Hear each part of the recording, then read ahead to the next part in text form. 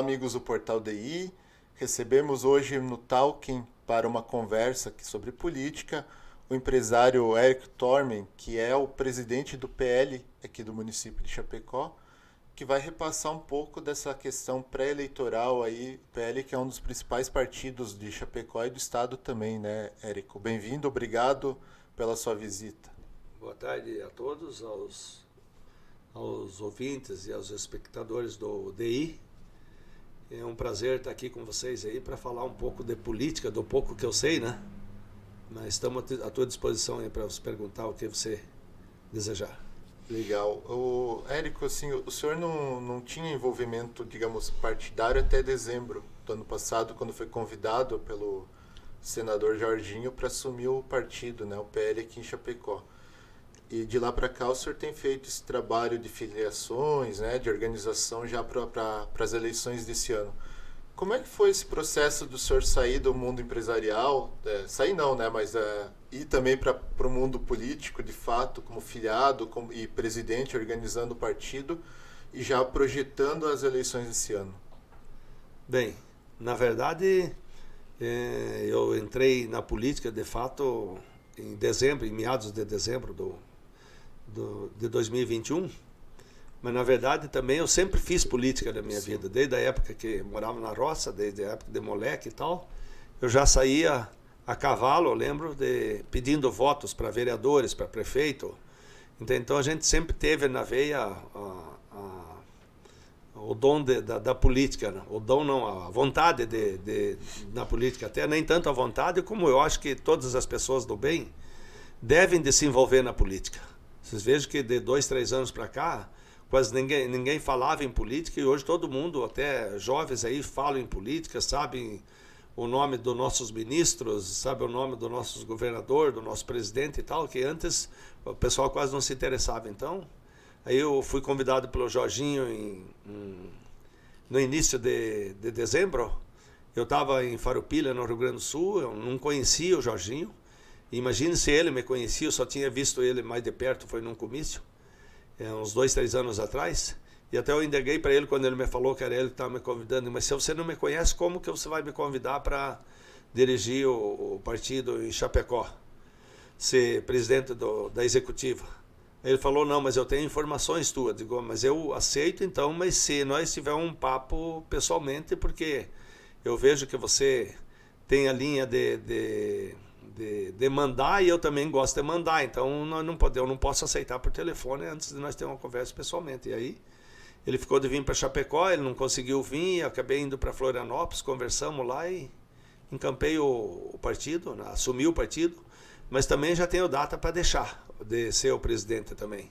Já está acertado e com o próprio Jorginho, com a diretoria da executiva aqui, eu devo de deixar o PL assim que ele se eleger no primeiro ou no segundo turno aqui no estado, e assim que o nosso presidente Bolsonaro também se eleger no primeiro ou no segundo turno, eu devo de sair do partido, porque na executiva que a gente formou, tem pessoas tão boas ou até mais do que eu, né? E então eu preciso deixar espaço para essas pessoas também, para a gente não virar os ditadores que nem nós temos no Brasil, aí alguns caras envolvidos na política aí que estão há 30, 40, 50 anos e acham que são dono do mundo. A minha ideia é que surja sempre novas lideranças. Até o senhor então vai ficar, vamos dizer, cerca de um ano nessa função, mas vai ser um ano marcante porque tem esse período agora eleitoral, né? Que o PL aqui em Chapecó tem candidatos também a deputado, mas a missão também é eleger governador e presidente que são do partido, né? No caso, sim, o Jorginho e o presidente Bolsonaro. De verdade. Na verdade, eu espero ficar só uns 10 meses, né? Que os dois, tanto o Jorginho como o Bolsonaro, se elege no primeiro turno aí, que o quanto menos eu ficar daí é melhor, né? Uhum. Caso eles não se elejam no primeiro turno, eu fico até o segundo turno, né? Uhum. E na semana seguinte eu devo de deixar o partido. Seu Érico, aqui deixar o partido, não, deixar a presidência do partido, né? Deixar bem claro, exato. Isso, só para deixar claro, o senhor vai sair da presidência, mas continua afiliado ao PL, né? Sem dúvida nenhuma. Seu Érico, aqui no município a gente tem 3 pré-candidatos, né? Tem o vereador Neuri Mantelli, pré-candidato a deputado estadual, tem a deputada Caroline Detoni, né, que é pré-candidata à reeleição, deputada federal, e tem a vice, né, a Daniela Rainer, que é pré-candidata também a deputada federal. A minha pergunta é como está essa organização do partido no sentido das pré-candidaturas e essa de ter duas candidatas, né, duas pré-candidatas a deputada federal, como é que o partido está trabalhando isso para que, entre aspas, uma não atrapalhe a outra? Olha, nós acreditamos que as duas devem de se eleger, né? Porque as duas têm capacidade para isso. E nós temos, por exemplo, as duas, tanto a Daniela como a Caroline, as duas fazem muito voto no estado inteiro, então.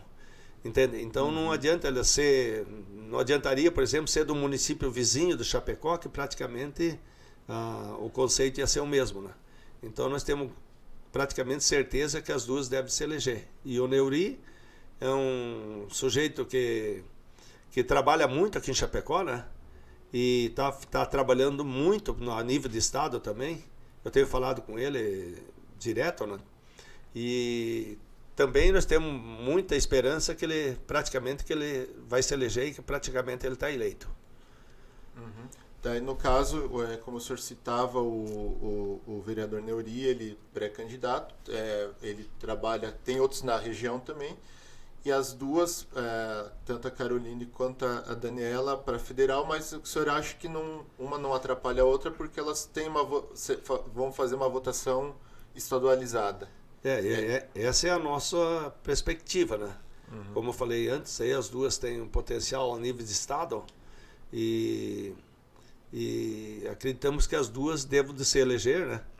E estamos trabalhando para isso e está bem encaminhado a situação das duas candidatas. E na questão estadual a gente tem o senador Jorginho, que é pré-candidato, tem outros pré-candidatos, naturalmente. Claro, agora tem o período de convenções partidárias, né, que de 20 de julho a 5 de agosto, que é ali que é formadas as chapas de fato. Como que o senhor está vendo essa questão estadual? A gente sabe que o Jorginho, por ser candidato do mesmo partido que o presidente, tem uma preferência óbvia do nacional, né? Eleitoral. Mas tem outros pré-candidatos que também se colocam nesse campo bolsonarista, né? O próprio Jean Loureiro, talvez o Esperidião Amin, se for também candidato, né? O próprio atual governador tem um campo ali que transita nesse eleitorado. Como é que o senhor vê, talvez, ter tantos pré-candidatos que seguem essa mesma linha? Bem, o Jorginho foi o primeiro nome do estado a se lançar pré-candidato a governador, né? Aí depois veio os outros nomes, e ainda tem nomes provavelmente para surgir. E até mesmo por ele ser o primeiro nome, é o nome que hoje menos está fazendo barulho, na verdade, né? Porque a gente tem visto na política aí, alguns partidos aí fazer muito barulho, né? Um pouco antes, já atacando algumas pessoas ou alguns candidatos aí, e essa não é a nossa linha, não é a linha do Jorginho, não é a linha do Bolsonaro também, a não ser atacar a esquerda, que a gente não quer mais que volte pro poder, né? Mas as outras aí a gente não tem ideia de comprar briga com ninguém, né? Claro que nós vamos exigir, vamos até onde a gente tiver capacidade, respeito também, como nós vamos respeitar os apoiadores do Bolsonaro.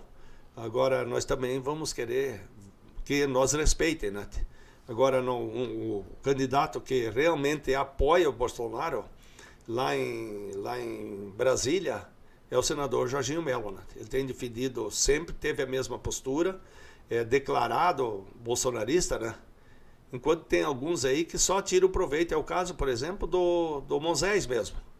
Do próprio Moisés aí, que se elegeu praticamente na onda Bolsonaro e depois virou as costas e tal. Então não dá para ficar em cima do muro, né? A gente tem que ter uma linha e uma direção, né? E a nossa direção é essa. O senhor acha que é possível uma eleição aqui no estado em primeiro turno? Ou essa pulverização de pré-candidatos vai levar para o segundo turno e o Jorginho estaria no eventual segundo turno? Eu diria que no segundo turno é certo, né? Que o Jorginho vai ficar. É praticamente certo. Mas dependendo de quais realmente os candidatos que se apresentarão, nós esperamos até terminar a eleição no primeiro turno. Porque ainda não foi definido o vice, né? Sim. Você vê também que tem alguns partidos aí que já definiram o vice aí 2, 3 vezes, né? Uma hora é um, outra hora é outra e tal. Vai mudando, né? Então é bater em lata vazia, né? Muito barulho e não tem nada dentro, né? E nós temos aí sem fazer bater em lata nenhuma, né? Mas em poucas semanas por aí, isso aí vai se definir e nós vamos trabalhar. Com as convenções pode até eventualmente um outro partido vir compor de vice, né? Então ainda tem, como as convenções têm esse prazo de até 5 de agosto, então muita coisa vai acontecer até lá ainda, né? Eu, por exemplo, que eu falei antes, aí eu entrei na política mesmo, de fato, em dezembro, né? Uhum. Mas eu conheço um pouco da política, porque até nas empresas a gente faz política, né? Sempre, né? E a hora que se definir mesmo os candidatos, é que a gente vai ter a certeza de para que lado vai andar a carruagem. Uhum. E na questão federal, seu Érico, a gente também tem aí é um cenário mais polarizado, né? De um lado temos o presidente Bolsonaro, que vai para a reeleição, e o ex-presidente Lula, que está com o nome colocado. Tem outros candidatos também, mas me parece que esses dois vão dominar aí o cenário eleitoral de fato, né? E tal. Obviamente que o PL apoia o presidente Bolsonaro, né? Mesmo partido, e aqui tem esse alinhamento. Como é que o senhor vê essa questão, essa eleição federal? O senhor acha que polariza? Acha que pode vir uma terceira via? E a questão de primeiro turno, segundo turno, como é que vocês aqui estão vendo esse processo? Não, eu vejo que a nível de Brasil, por exemplo, quem tem família, quem pensa em negócio, quem pensa no bem, certamente vai votar no Bolsonaro, né? Agora, quem gosta de mamar em governo, quem gosta de apoiar ditaduras na América Latina, e quem não pensa assim realmente no bem, né, deve de votar no Lula, né? Mas eu acho que a população, eu tenho viajado no Brasil inteiro, aí há poucos dias eu estava no Nordeste, e eu vejo que no Nordeste mudou muito da outra vez para cá, que eu já ia para o Nordeste, né? E basta ver as caminhadas que os dois presidentes, os dois candidatos, pré-candidatos, os dois principais pré-candidatos fazem pelo Brasil inteiro aí. Onde vai o Bolsonaro multidões de pessoas, né? Onde vai o Lula tem que estar escondido. E a vez passada, na eleição passada, a gente praticamente era encurralado pela esquerda, né? E eles é que cantavam